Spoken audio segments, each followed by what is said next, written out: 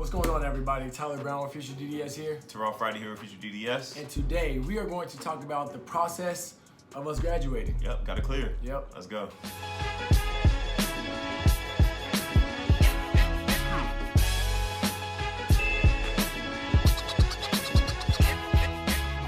So if this is your guys' first time to our channel, what Tyler and myself do, we put out these videos to help pre-dents get into school as well as show our experience getting through dental school. So if you haven't already, make sure you hit that like button, subscribe button, and the notification bell so you know whenever we post up new content.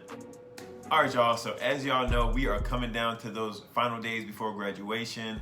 Thank goodness we have made it. So, but we are not there yet. So we have a few little, loose ends we have to clear up.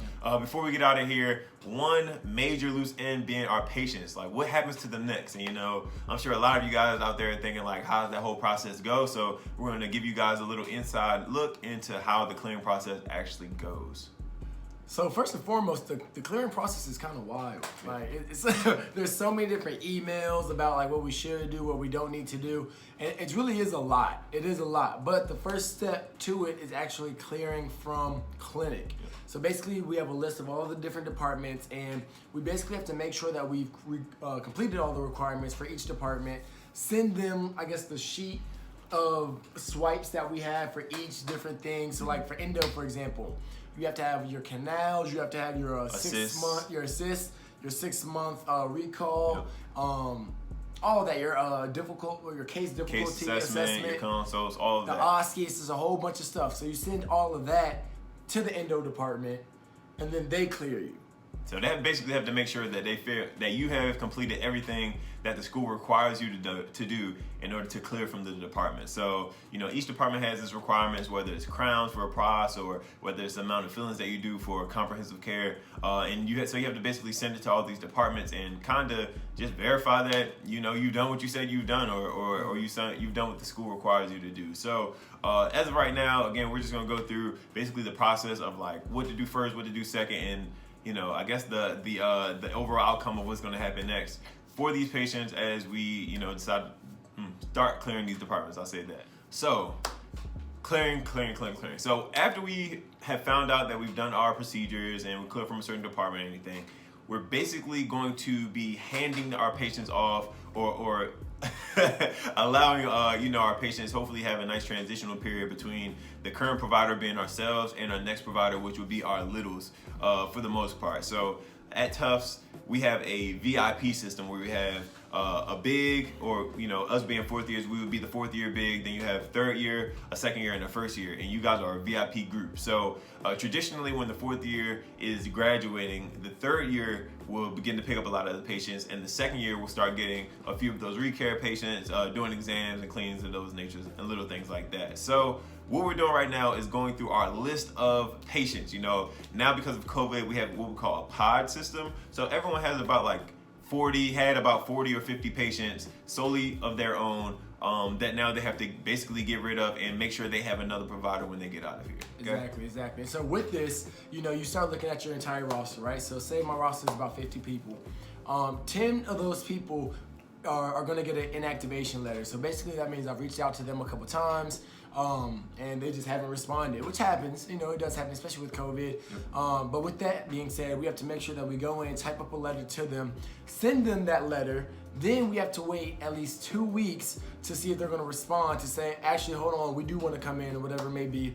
And then after that 2-month mark, if they have not responded, then you officially remove them from your roster as far as dismissing them from the school as a whole.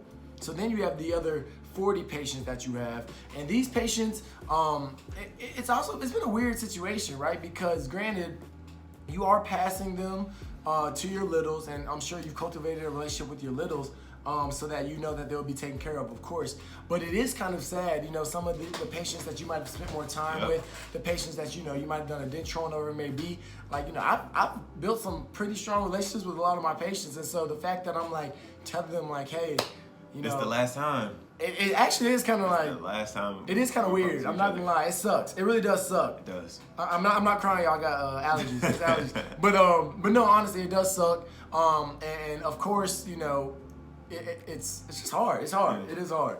But yeah, so doing that, going through that process is really, really meticulous because we also have to go back and make sure that everything that we did with the patient is swiped for. So whenever there's something that hasn't been swiped, there's like a little blue box. And so what we do is we go to each patient, we hit that blue box, and we just basically look for what hasn't been swiped. And the real frustrating thing is the fact that, say I did a procedure, or it was a day note for me doing a composite filling. I have to find that exact faculty to swipe that note. So it's like, it becomes a big game of like cat and mouse where you're Can I find you? Yeah. It's just a lot. It's a lot.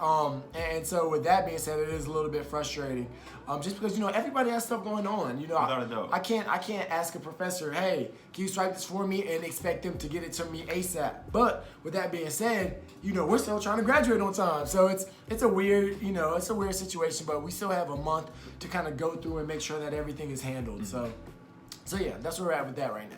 On top of that, so granted, we're doing all the clearing, we're saying goodbye to our patients, but we also have to do things with like loan counseling, right? Man. So basically we had to sit through this presentation, 2 presentations actually, basically where they put the number, That loan, big number. yeah, that big number, how much you owe in That loans. total. They put it in front of you and they basically are breaking down like, look, you can pay it off like this, you can pay it off like this. If you pay it off like this, you might have to pay an extra yeah. $200,000. Interest. It's just a lot. It's a lot coming at you, and you're just like, whoa, like this is a lot. This is a lot of money or whatever it may be. But adult stuff that we have to handle. So we did have to go through all of that. But we knew it was coming. We knew it was coming. We're not oblivious when you're signing those loans out. If if you're taking loans per year, it just is it's eye-opening when you see the final and you're like, okay, cool. Now we're to the point where we're really just starting attacking this, and like that plan that you've been thinking about for the last couple of years, or when you start realizing you're getting out, like you really gotta start implementing that. So But I will say this. I thought I was originally taking out an amount. Very true. Let's say, to make things easy, $500,000, right? 500 total. So let's say I think I'm gonna take out $500,000. Flat. But then when you go and check it, it might be 6. But that's because of the interest is already accruing. I mean, granted, it stopped because of COVID, but it's been accruing those first 3 years that we were in school. So look, y'all, it's real out here. Yeah, God forbid. I mean, and that's just dental school. So if you have loans from undergrad or master's program, something like that, you gotta understand again, the interest has been accruing. So it's just eye opening. Like you start to realize these things, and then you just start to really understand like the importance of just paying attention to the finances as well of going through. As a student, but even with like clearing, you'll go through a chart, and a patient, like maybe a payment didn't go through because of COVID. Now you have a patient chart that's locked, and you can't even go back to look at the chart right now to put the case note in. Got to email the business department, then get something back, get the chart unlocked, then do the note. Hopefully the patient pays or had paid, and they just had to update the roster. So it's just like a whole bunch of little steps like that. But just all this stuff coming together right now, on top of now having to figure out how we're going to celebrate for graduation. Like we told you guys before, we're not having an in-person graduation, but we are recording a hooding ceremony, so to speak. So in a couple weeks here, we're going to be getting together as a clinics and actually recording ourselves get hooded. If you guys have seen the videos of like the cap, the velvet gown, all that good stuff. So it's a pretty big deal. Once you graduate school, being able to have your professors and the people that you've been working with have been training you to actually hood you and kind of make you officially a doctor, officially done with school. So we're planning for that. On top of around May 23rd, that's exactly when the date of our graduation. That's when we're going to be able to actually see the final product, see all the other little things that they add in between. So it's still going to be an exciting day. Still very, very much looking forward to it. Figuring out exactly how we're going to celebrate, with our families and whatnot. But yeah, it's just an exciting time, man. I know I'm excited for it, and it's just like a culmination to a long 4 years. Even though it's not ideal, it's a good culmination of the time that we've been here. So 100%. We're thinking about moving out of our apartment around June 15th. But I know a lot of people, they ask, so what happens if you haven't completed all your requirements? You'll be here till you finish. Yeah, till you finish. You'll be here until you finish. And so you have to keep in mind a couple of things, like even dentures. So say you start a denture project or whatever it may be. Minimum, it's gonna take you at least a month. 4 to 5 weeks minimum.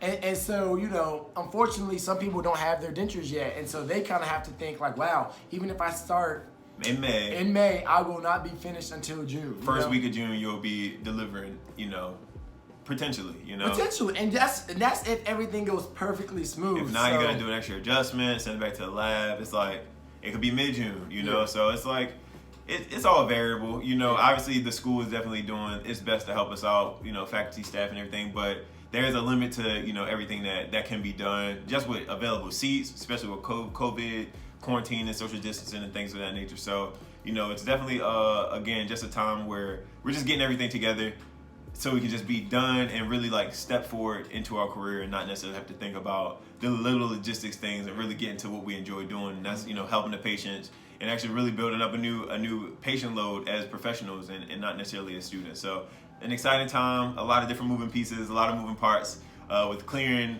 faculty-wise. Allergies. That one coming on, but coming on too.